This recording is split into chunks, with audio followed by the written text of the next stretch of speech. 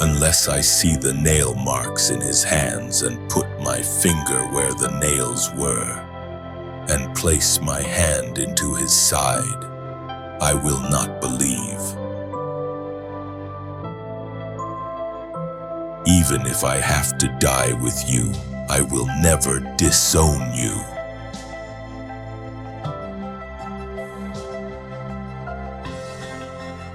Were not our hearts burning within us while he talked with us on the road? Then their eyes were opened, and they recognized him. Stop doubting and believe.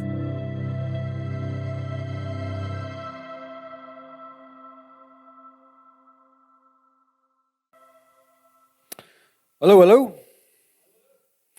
Ek wil vanaand met jou 'n bietjie kom kuier, juis oor daai laaste sang wat ons gesing het. Your love lifted me up. Your love has dealt with my shame. Ek wil sommer so vanuit net daai chorus gedeelte wil ek vanaand so 'n bietjie saam met jou kom kuier. Wie van julle het al daai spreekwoord gehoor? Moenie ou koeie uit die sloot uitgrawe nie. Het julle hom al gehoor? Dis die old school saying van die jong ouens, julle het nog nooit gehoor nie. Daar's 'n probleem met die koeie gedeelte nie, dis die ou koeie wat 'n issue is. Dis die probleem, is die ou koeie. Dit klink vir my amper asof dit 'n Bybelversie moet wees. Is dit in die Bybel? Nie Spreuke of 'n Prediker of so iets nie, nê. Moenie ou koeie uit. Ek dink dit is in die Bybel. Die regte vertaling van daai spreekwoord is 2 Korintiërs 5 vers 17. Dit sê iemand wat aan Christus behoort is 'n nuwe mens. Hy sê die ou koeie is verby. Die nuwe het gekom. Dis alles die werk van God.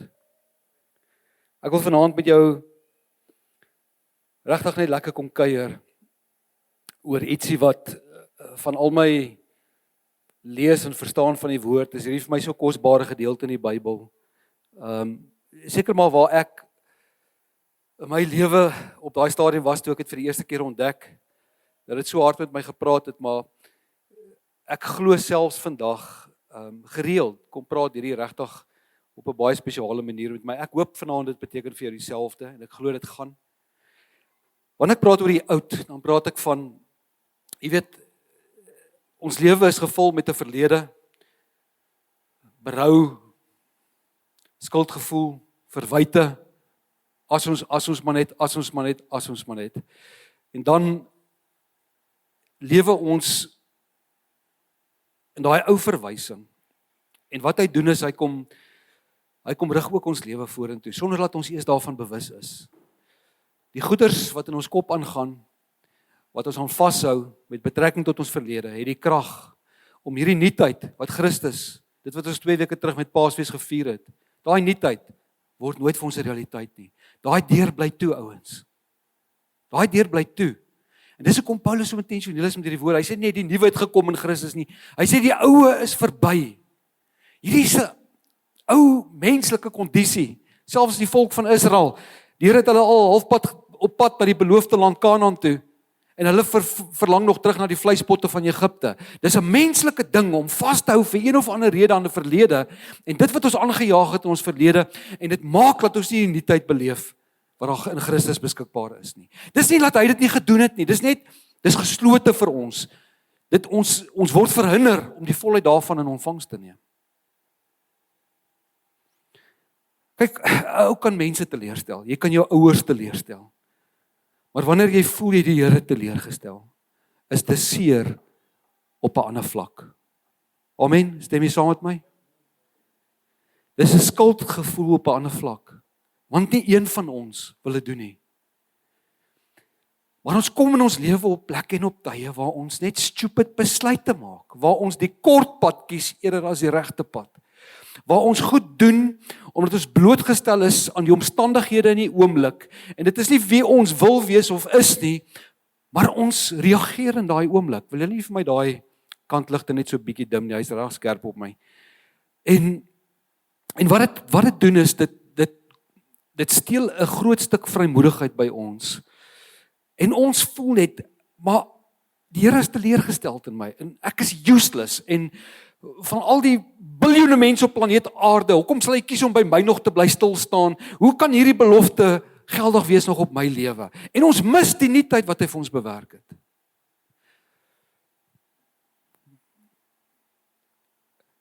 Ek wil vanaand 'n storieetjie vir jou kom vertel. Ek wil jou intrek, innooi by 'n storie en al wat ek gaan kom doen is ek gaan maar net die narratief van die evangelie so 'n bietjie met jou deel. Ek gaan 'n kort storie vir jou vertel. En wat ek vanaand wil hê, jy moet onthou, moenie worry oor die skrifgedeeltes nie. Moenie worry oor fokus net vir my op die hart. En dit wat die Heilige Gees terwyl ons die woord bedien vanaand, hoe hy dit betreklik maak in jou lewe, hoe hy dit van toepassing maak in jou lewe, hoe hy dit prakties maak, word ingetrek in daai storie en kom ontdek net saam met my God se hart vir jou. Dit is die waarheid wat ons nou gesing het. Is hy lig ons op. Sy liefde doen dit. En sy liefde kom werk met my seer en skuld en skaamte en sy liefde kom posisioneer my. Dis die waarheid. En ouens, hy doen dit vandag nog. En hy doen dit vir jou ook. En die storie wat ek vanaand met jou wil kom deel is 'n ongelooflike storie waar Jesus net sy liefdevolle hart en ongelooflike genade kom wys om te kom werk met dit wat verby is, wat ons nog gaan vashou in 'n spesifieke menselewe en hoe hy ons net kom herinner aan dit wat hy oor jou lewe gesê het. Jy sit vanaand dalk hier en ek wil saam met jou daai vraag vra, is jy oortuig in jou hart dat waar jy nou is, ons almal weet waar ons nou is die produk van al ons besluite. Ons is die produk van al ons besluite wat ons gemaak het. Ja, ek weet goed gebeur met mense, partykeer is dit buite hulle beheer, maar vir die meeste mense oor die algemeen is ons vandag waar ons is as gevolg van die besluite wat ons gemaak het. Of dis God geïnspireerde besluite of dis ons eie besluite. Maar waar ek vandag is nie die einde van die storie nie. Is jy vanaand oortuig in jou hart dat waar jy wel is, dat daai van die Here af is en dat dit sy wil is vir jou lewe, of is dit maar net die produk van besluite? Hoe ek en jy gereageer het in 'n oomblik. En al is dit die geval, wil ek jou nog steeds sê, daar is nuutheid. There is a new day with newness in it. Want dis waarvoor hy sy lewe kom gee het. Ek wil met jou praat oor Petrus se storie. Petrus is een van Jesus se disippels, baie charismatiese leier, sterk ou, baie uitgesproke, dra sy emosies op sy mou, sê presies wat hy wil en dan dink hy later, dan hy 'n bietjie berou, dan wonder hy het hy die regte ding gesê. Jy weet hy het impulsief opgetree, maar hy was verskriklik lief vir Jesus Christus. Kom ons gee dit vir hom. En dit het alles begin in Lukas 5, waar Jesus op 'n skei sit, 'n paar meter van die wal af. Die meer van Genesaret. Sit hy op 'n skei, hy bedien die mense wat aan die wal sit. En toe hy daar klaar is, toe sê hy vir die eienaar van die boot waarop hy sit, hoor hierso, kom ons roei bietjie dieper en dan gaan gooi jy jou nette daar. Ons gaan bietjie vis vang. Hy sê maar, Here, ons het die hele nag het ons probeer vis vang, ons het niks gevang nie. Hy sê maar ook, ons sal dit doen. Ons sal dit doen, want hy kom toe agter hierdie ou autoriteit, hy's 'n rabbi, hy's 'n leermeester. Hy voel dalk in die oomblik, jy weet, ek gaan nou nie vir die ou nee sê nie, kom ons doen dit anyway. Hy roei uit. En toe hulle nette gooi, toe maak hulle die nette vol vis. Ongelooflike klomp vis tot so mate dat die nette wil skeer.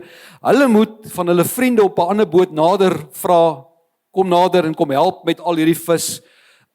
En daar gebeur 'n stuk wonderwerk en die eienaar van daai boot was natuurlik Petrus, Simon, seun van Johannes. En toe hulle hierdie wonderwerk beleef, toe draai Simon na Jesus toe wat op die boot is, en die tipiese persoonlikheid wat hy het, sê hy vir Jesus die volgende. Hy sê, Here, gaan asseblief weg van my af. Ek meen, dit vra boldness. Meeste van ons sê, Here, kom na my toe, kom nader. Hy sê, gaan van my af weg, want ek is 'n sondige mens. En Jesus respond en hy sê vir hom, jy gaan 'n visser word van mense. Volg my, ek sal jou wys hoe. Dit was die begin. Dit is waar die ontmoeting gebeur het tussen Petrus en Jesus. En sy verhouding met die Here het natuurlik net gegroei. Hy was net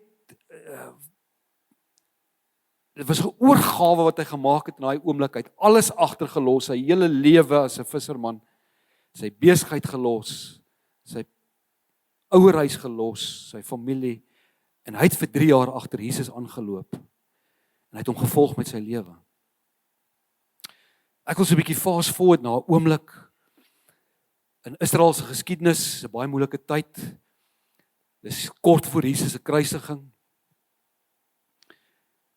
En Jesus roep sy disippels bymekaar en hy sê vir hulle, gaan maak vir ons daar in die boorvertrek, hoor bietjie by hierdie man of ons sy plekkie kan gebruik, waar ons sommer die fees van ongesuurde brood gaan begin vier, wat deel is van die Pasga. Dis ook op daai dag wat 'n lam geslag is, volgens die tradisie. En toe hulle almal in die boorvertrek toe opgaan, en Jesus al sy disippels laat sit. Natuurlik was die gebruik geweest dat hulle eers was, nê, voordat hulle eet. En Jesus trek sy boekleed uit, hy sit 'n voorskoot aan, en hy begin om sy disippels se voete te was. Hy's besig om vir hulle te leer van die tipe van leierskap wat hy soek as hy nie meer daar is nie. Hy's besig om sy disippels voor te berei. En hy begin vir hulle vertel, maar as julle die meeste wil wees, moet julle die geringste wees. Jy weet, as julle mense wil lei, moet julle hulle eerder dien. En hy gaan kniel en hy begin hulle voete was. En toe hy by Petrus kom, Johannes 13 vanaf vers 8 tot 9, toe hy by Petrus kom, toe sê Petrus, daar's 'n manier wat u my voete gaan was nie. En Jesus sê vir hom, julle kan vir my opgooi. Hy sê, maar as jy nie deel is van my nie, as ek nie jou voete kan was nie, dan is jy ook nie deel van my nie. Om deel te hê aan my, moet ek jou voete was. En nou Petrus sê, maar Here, in daai geval, was sommer my hele lyf, was my voete, my gesig, bad my, was my. En dit is sy eerste publieke verklaring van sy toewyding aan Jesus Christus. Dis in daai selfde tafel, en Jesus kom deel 'n klomp goed, hy stel die nagmaal in, hy kom praat met hulle oor die Heilige Gees, hy praat ook met hulle oor die feit dat hy gaan weggaan. Dis op sy laaste. En soos die profete gesê het, gaan daar 'n dag kom, wat hy gaan sterf, en hy gaan opstaan, en hy gaan na die Vader toe gaan, en hy's besig om hierdie ook met sy disippels te deel. En hy sê vir hulle, ek gaan weg. Raai wie is die eerste ou wat sy hand opsteek, toe hy dit sê? Petrus! Hy sê, Here, maar waar gaan jy heen? Jesus sê, van waar ek heen gaan, kan jy nie volg nie. Hy sê, maar hoekom kan ek nie volg nie? Hoekom kan ek nie saamgaan nie? Hy sê, ek sal my lewe vir u gee, ek sal u volg tot in die tronk, tot in die dood in, sal ek u volg. Hy sê, Petrus, jy weet nie wat jy sê nie. Want voordat die haan 2 keer kraai, gaan jy my 3 keer verloon.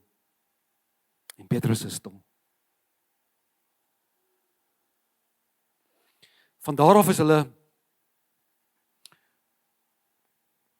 oor die Kedron spruit, hulle is op by die berg, Olyfberg, en bo op die Olyfberg is daar 'n tuintjie, tuin van Getsemane, dis daar waar Jesus bid, Johannes 17.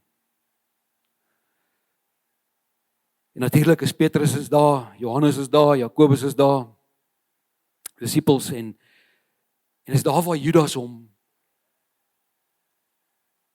met die soldate kom, van die familiehoofde en die hoofpriester, en hulle kom om vir Jesus in hegtenis te neem. En die oomblik toe daai gebeur, hulle vra, waar is Jesus? Jesus sê, dit is ek wat voor julle staan. En toe hulle hom in hegtenis wil neem, raai wie is die eerste een wat opspring?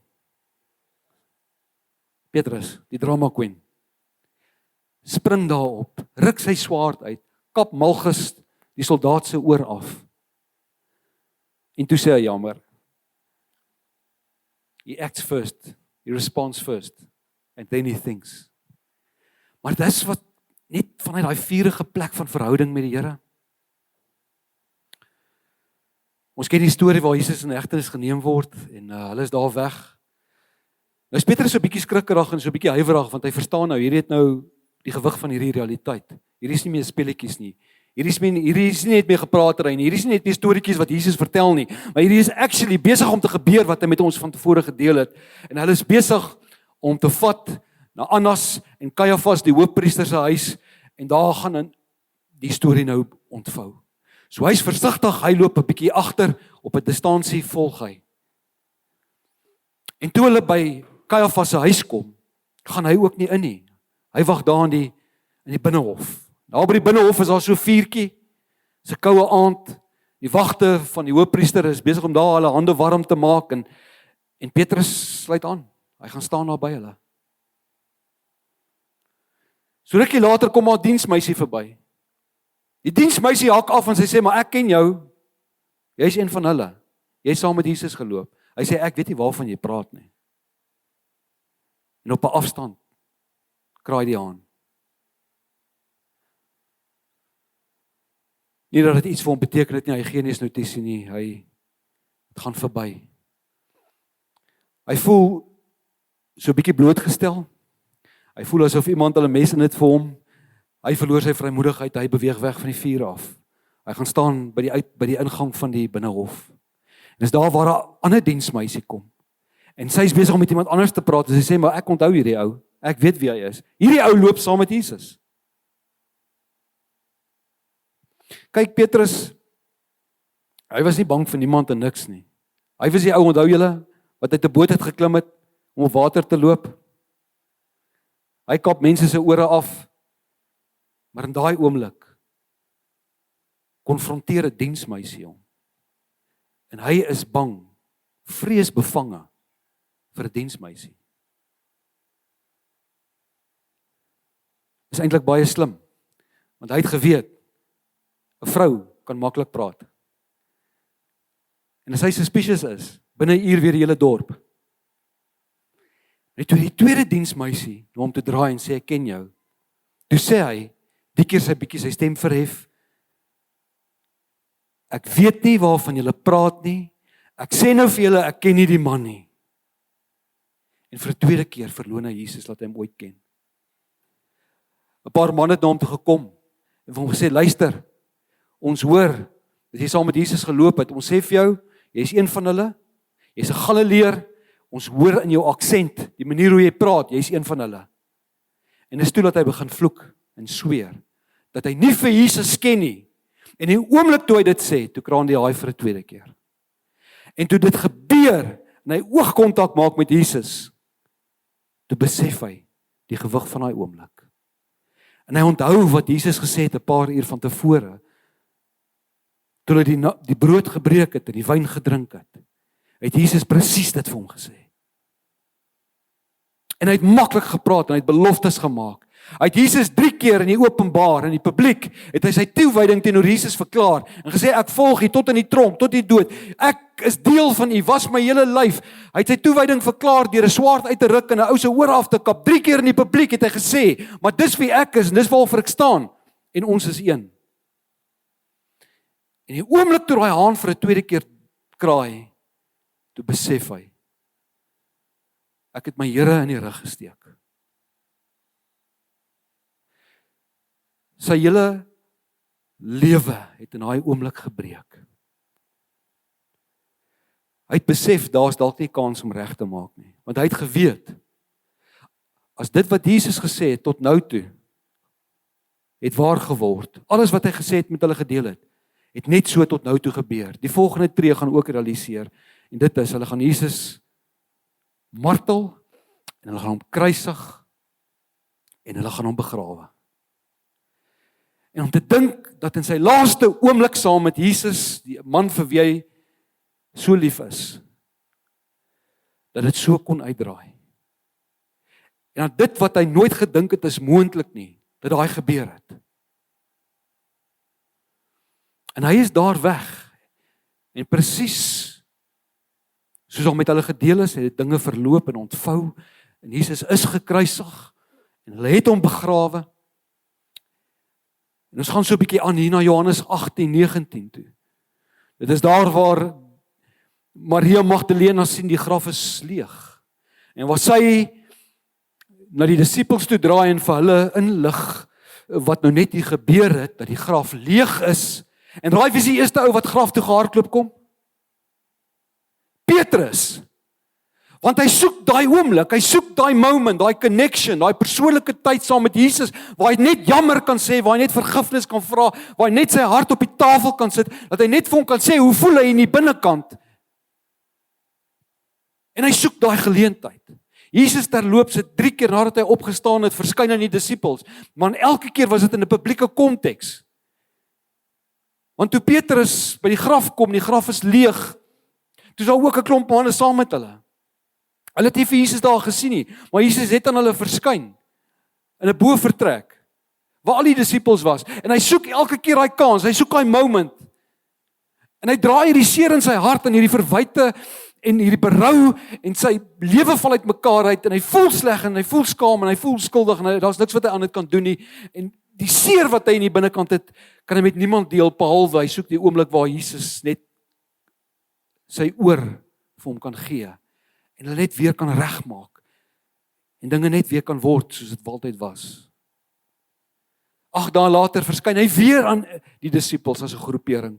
Dis die keer is die storie waar Thomas sê, maar ek wil my vinger in die gate in sy hande druk, ek wil in sy lyf druk, ek wil hom eers sien en voel voordat ek sal weet hy het opgestaan. Dis in daai oomblik waar hy vir 'n tweede keer publiek verskyn en nog 'n geleentheid mis Petrus. Die disippels is verskrik, hulle is bevrees. Hulle weet hulle is volgende op die hitlist. Dit was Jesus gewees en hulle is volgende. Hulle kruip weg, hulle steek hulle self weg. Petrus besluit, weet jy wat, ek gee op. Ek gaan nou maar aan met my ou lewe. Ek is hier in Johannes 21, waar hy 'n klomp van die disipel, vriende, broers bymekaar roep en hy sê, ouens, kom ons gaan vang vis. Kom ons doen wat ons altyd gedoen het. Hulle klim op die boot, hulle roei uit, hulle probeer die hele aand vis vang. Hulle vang weer niks.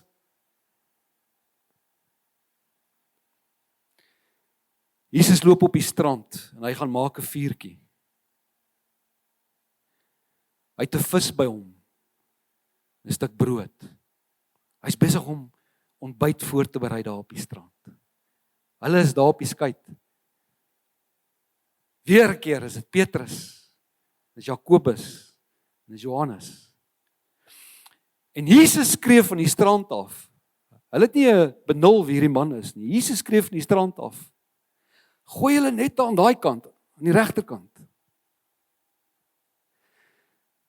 Hulle reageer, seker uit desperaatheid. Dalk staan hy op die wal en hy sien dalk goed wat hulle nie raak sien nie. Hulle gaan aan, hulle gooi die net aan daai regterkant. En raai wat gebeur?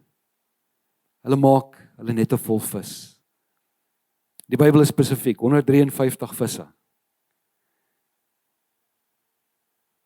Dis buitengewoon.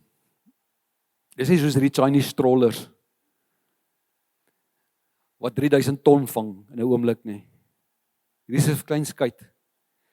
Die Bybel is baie spesifiek want dit geweet dat die konteks waarna hulle praat, sal die ouens besef hoe groot wonderwerk dit was in daai oomblik. En die oomblik toe hy nette vol vis raak, toe onthou Johannes, die geliefde disipel wat op die boot staan, onthou Johannes dit wat in Lukas 5 gebeur het, dit was presies dieselfde storie. En hy skree vir Petrus, Petrus, daai man op die strand is Jesus. En Simon Petrus besluit, hulle is so 100 meter, so 100 tree in, sê die Bybel. Petrus besluit, hierdie is sy kans. Hy gaan nie laat hierdie geleentheid verbygaan nie. Hy spring met sy klere en al in die water. Hy swem kant toe, die ander ouens roei kant toe. Hy kom eerste daar aan. Jesus sê vir hom, sit. Sit. En is daar op daai strand, waar Jesus kom werk met ou koeie. Die oomblik toe Petrus daar sit, en die eerste ding wat daar gebeur, is hy sien die vis en die brood op die rooster. Dis 'n bekende oomblik vir hom. Dit vat hom terug na Markus 6 toe.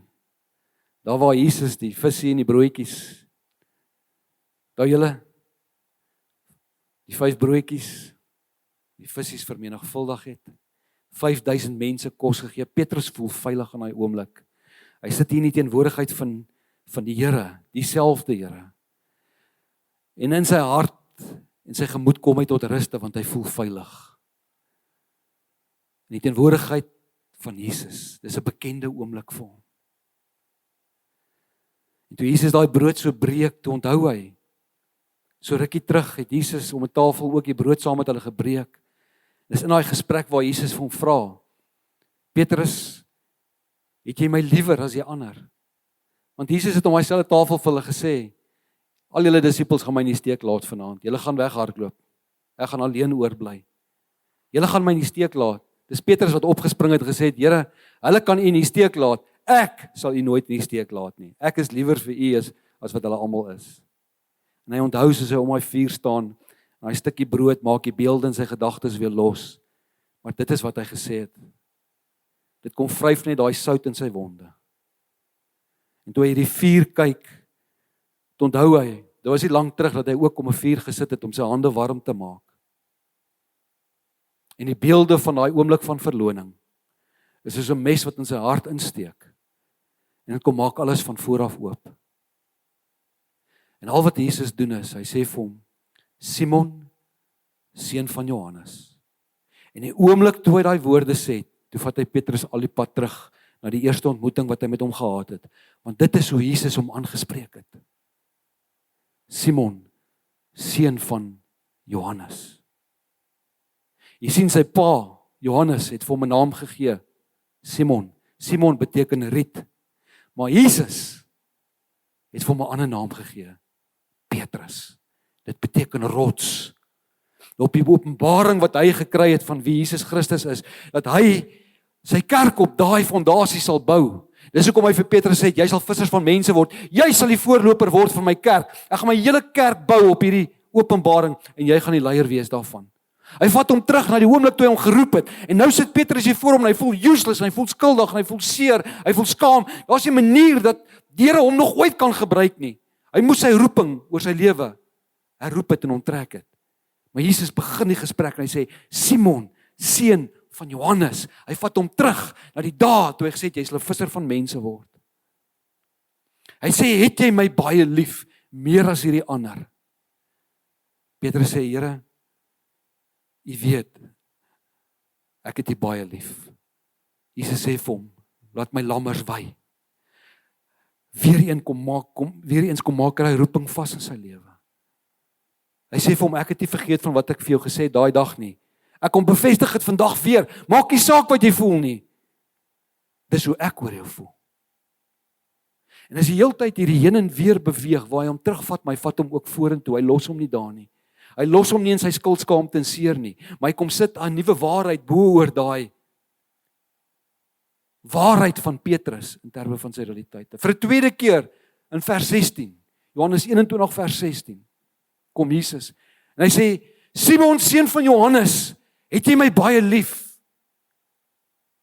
En Simon antwoord en hy sê, Here, U weet, ek sê mos, ek het U lief. Hy sê, pas my skape op. En wat Jesus besig is om hier te doen, vir elke keer wat Petrus hom verloon het, kom hy en hy vra vir hom dieselfde vraag. Hy kom werk met elke stuk verloning en hy kom maak die waarheid vas in sy hart vir Simon Petrus se lewe. Hy vra vir hom vir 'n derde keer. En is die dat Petrus begin onthou, Johannes 14, het Jesus ook 'n gesprek met hulle gehad en gesê, die wat lief is vir my, sal my opdragte uitvoer. En nou elke keer as Jesus hom kom vra, het jy my lief, kom sit hy 'n opdrag aan die einde. Jesus is baie intentioneel om te kom werk met sy seer en hy's in 'n proses besig van genesing en om hom heel te maak, stukkie vir stukkie en om met alles wat hy mee deel hier in die binnekant te kom werk met daai realiteite. En vir 'n derde keer vra Jesus, Simon, seun van Johannes, het jy my lief? En dis toe dat Petrus begin huil in die publiek voor die ander disippels. Dit was nie sy plan nie. Hy het 'n privaat moment gesoek saam met Jesus, maar in hierdie oomblik is hierdie wat hier besig is om te gebeur is so gewigtig, dat al sit die ander disippels hier, hy reageer net, hy's net eerlik en oop voor die Here. Dis dit dat hy begin huil en hy sê, Here, maar U weet alles, U ken my hart, en U weet ek het U lief. Ek is jammer vir wat ek in 'n oomblik gedoen het, ek weet nie, ek het nie woorde vir dit nie, maar U weet hoe ek in die binnekant voel. En Jesus sê vir hom, laat my skape wei. En is in daai oomblik wat 3 goeters in die publiek gebeur. Julle kan vir my daai slide opsit. Die eerste ding wat gebeur, Petrus verklaar sy toewyding in die publiek 3 keer aan Jesus, soos ek nou verduidelik het. Petrus kom en hy verloon Jesus 3 keer. En Jesus kom deur die 3 vrae in Johannes 21, vers 15, 16 en 17. En hy kom werk met elke een van daai 3 vlakke van skuld, skaamte en seer, en hy kom herstel Petrus ten volle. Hy kom werk met sy verlede, en hy maak sy arms oop, en hy sê, ek het nie vergeet wat ek oor jou lewe gespreek het nie. Dit niks het verander nie. En dan kom hy in vers 18. Hy is nou nie op die skerm nie, in vers 18, Johannes 21 vers 18 kom Jesus, en hy sê hierdie laaste ding vir Petrus, daar langs hy vuurtjie. Hy sê, toe jy nog jong was, het jy jou eie klere aangetrek en vasgemaak, en jy het gegaan net waar jy wou, maar as jy oud is, sal jou hande uitsteek, en iemand anders sal jou hande vasmaak, en jou vat in 'n rigting wat jy nie wil gaan nie. En met dit het hy kom profeteer oor Petrus se lewe, die manier waarop hy sou sterwe. Hy kom sê vir hom, jy was te bang gewees langs daai vuur, by daai diensmeisie en daai manne om te sê, jy ken my, maar ek kyk in jou toekoms en ek sê vandag vir jou, dit wat ek oor jou lewe spreek, jy sal jou lewe kom gee daarvoor, want jy gaan gekruisig word, en jy gaan sterf op dieselfde manier as wat ek gesterf het, maar jy gaan nie bang wees nie. Want vandag langs hierdie vuur het daar iets in jou hart gebeur, en ek het dit kom regmaak op so 'n manier, dat ek jou kom posisioneer het, en nie net kom roep het nie. En Petrus is daar weg, en ons ken in die boek van Handelinge, waar daar 3000 mense bymekaar kom, en die vrymoedigheid en die boldness wat Petrus het, hy verkondig die woord in die publiek, 3000 mense kom tot bekering, hulle word gevul met die Heilige Gees, hulle praat almal in tale. En dis die voorloper van die kerk, net soos Jesus gesê het vir hom. Ek en jy kan opgee op ons lewe. Ons kan dink die Here het ons afgeskryf, maar kom ek sê vandag vir jou, elke woord wat aan jou lewe toe kom van God bly staande. Jy kan die res van jou lewe weghardloop van jou roeping af, jou roeping sal jou nooit los nie. Maar dit is slegs binne jou roeping dat jou lewe betekenis kry. En jy rede het om in die oggend wakker te word. Dis net wanneer ek en jy, hier's glory, el story, wanneer ek na die koninkryk toe draai en dit my prioriteit word, dat ek vervulling en nuutheid beleef. Die vyand gaan bly kom, ouens. Die vyand is in my lewe elke liewe dag, net soos hy in jou lewe is. Want hy weet, hy kan nie die woord oor jou lewe kom herroep homself nie. Dit staan vas. Al wat hy kan doen, is om te probeer om jou aandag te skuif van dit wat Jesus oor jou lewe kom spreek het. Wie hy is, wie hy in hom is, en wat sy plan met jou toekoms is. As hy jou net kan weghou van daai realiteit, dan demobiliseer hy jou heeltemal. Hy verklaar jou kragteloos in die koninkryk. Jesus sê vir ons vandag, weer eens, hy het 'n plan met ons lewe. Maak nie saak wat gebeur het nie, maak nie saak wat dit is, wat jy saam met jou, die ou koeie wat jy die sloot uit grawe, en dit wat uit jou verlede uit jou terughou nie. Dis nie 'n verskoning. He has declared a new day over your life. It is a new day in Christ, every day. En hy nooi ons uit in daai lewe van nuutheid. En ek wil jou die laaste skrifgedeelte met jou kom deel. Is 'n skrifgedeelte wat Petrus vanuit 'n plek van personal experience kom deel. En hy sê in 1 Petrus, kom sê hy die volgende: word daarom klein onder die kragtige hand van God. Hy sê kom maak jouself min, kom maak jou hart oop, kom stel jouself kwesbaar en vulnerable. Wees eerlik met die Here, vertel vir hom wat in jou hart aangaan. En hy sê die Here sal op die regte tyd jou kom oplig en jou kom verhef. Net soos hy Petrus van die vuur af opgetel het en hom verhef het. Hy sê hy sal dit vir jou kom doen. Gee al julle bekommernisse, al julle seer, al julle hartseer, julle verwyte. Kom gee alles vir hom. Want hy gee oor julle om elke dag. Ek wil vir jou vra vandag om hierdie woord te vat en gaan deel dit met iemand wat hopeloos platgeslaan in hulle lewe is. En kom sê jy vir hulle, die Here het 'n plan met hulle lewe. Amen. Hy het nie sy rug op sy kinders gedraai nie. En hy het 'n nuwe toekoms vir hulle in gedagte. En ek wil jou in hierdie laaste oomblik net so 'n paar minute gee. Wat ook al dit is, in jou gemoed, in jou gedagtes, in jou verlede. Kan jy dit regkry om jouself te vergewe? Kan jy dit regkry om jouself te sien soos hy jou sien? Kan jy hom toelaat dat hy jou aan jou ware self kom voorstel soos hy jou sien? Wie jy in Christus is. En dalk is daar goed wat jou weerhou, dalk is daar seer, dalk is daar wat ook al. Ek wil jou in die volgende paar minute, 3-4 minute uitnooi saam met my na 'n plek om 'n vuur. En hierdie vuur vanaand kom stel die teenwoordigheid van die Here voor. Kan ek jou uitnooi om te vergeet van jou dagboek vir die volgende 5 dae in die week? Of daai lekker takeaways wat jy gaan koop op pad terug huis toe? Kan ek jou aandag vandag net so 'n bietjie kom fokus? En jou vra, vergeet van die ou langs jou en kom fokus net op. Gaan na daai intieme plek toe saam met my, jou verhouding met die Here. Kom sit jouself in jou gedagtes en jou toe oë op 'n strand. Hoor die gekletter van die vuur en die kole. Sit jouself in Petrus se skoene en kom bring daai vir die Here. En kom vat net 'n tydjie en laat hom net toe om sy waarheid oor jou lewe te kan kom vasmaak. Kan ons dit doen? Baie dankie. Here, dankie dat U woord sê dat niks ons kan skei van U liefde nie. Maak nie saak vir ons wat deur ons geloof in Christus is. Maak dit nie saak, Here.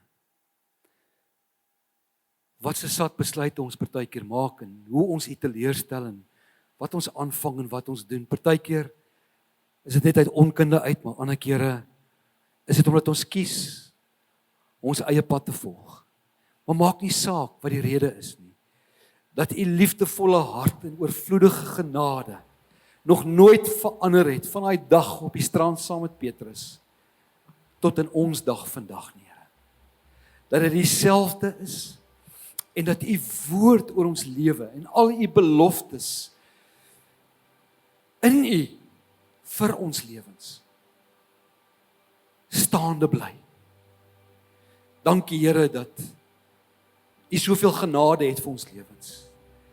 Dankie dat U ons bly herinner aan wie ons is, nie wie ons was nie, maar wie ons is in U. Dankie dat U ons uitnooi om in die volheid en die nuutheid te kom leef elke dag as gevolg van U afgehandelde werk aan die kruis. Dankie, Here, dat U dit nie net vir ons kom doen het nie, maar dat U ook iets met ons kom doen het. U kom gee vir ons 'n nuwe vrymoedigheid in U teenwoordigheid. En ek kom bid, Here, dat daar waar gesteel en geslag en verwoes is, dat U ook soos U met Petrus gewerk het, 'n mens stukkie vir stukkie aan mekaar kom sit en kom herstel, maar meer as net gesond maak, Here. Kom U kom posisioneer ons vir oorvloed en vir autoriteit en hierdie avontuur om ons lewe te kan uitleef in U koninkryk. Dankie dat U nie net pleisters kom plak op ons stikkende harte nie, maar U is die geneesheer. U kom, Here, en U kom vervang 'n hart van klip met 'n hart van vlees. U maak ons bereidwillig om U roete en U pad te volg en ons lewe vir U te gee. Dankie, dankie, dankie dat U dit vandag nog steeds doen. Ons gee vir U al die eer in Jesus naam. Amen. Staan saam met my op en ons gaan net kom afsluit en saam sing The Goodness of God.